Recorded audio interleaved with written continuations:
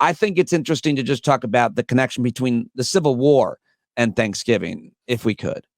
Absolutely. Since we just talked about the Civil War and a red badge of it's on courage. my mind, and we're kind of like having problems now. Well, let me just say that in 1863, perhaps the bleakest moment in Abraham Lincoln's presidency, things were not going well. He certainly thought he would not be reelected the following year in 1864. He issues a proclamation of Thanksgiving.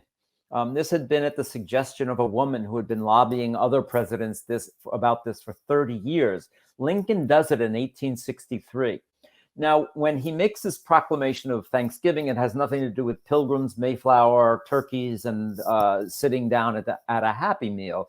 The idea was that the nation should be grateful for what it has, even in the midst of these terrible things, and also an expression of kind of national identity, that this idea of coming to America for religious freedom, and I can go into the full debate about what that means as well, and I have, this was the first presidential proclamation setting Thanksgiving on the Thursday in November that became the beginning of an unbroken string of presidential proclamations. It only truly became a national federal holiday in 1941 during the Franklin D. Roosevelt's terms.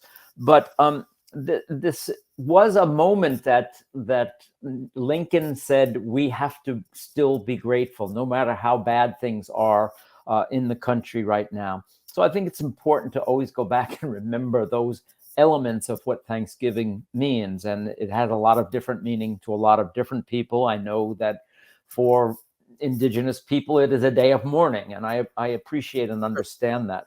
But a fascinating piece of history. And during the Civil War, a group called the Union League actually filled ships with turkeys and pies and all the sides and trimmings and sent them to the troops in Virginia that were on the front lines fighting the Civil War. So a very close connection between the true establishment of the Thanksgiving tradition in the midst of the Civil War. I wrote about this in the New York Times. You can find the piece on my website, don'tknowmuch.com right now.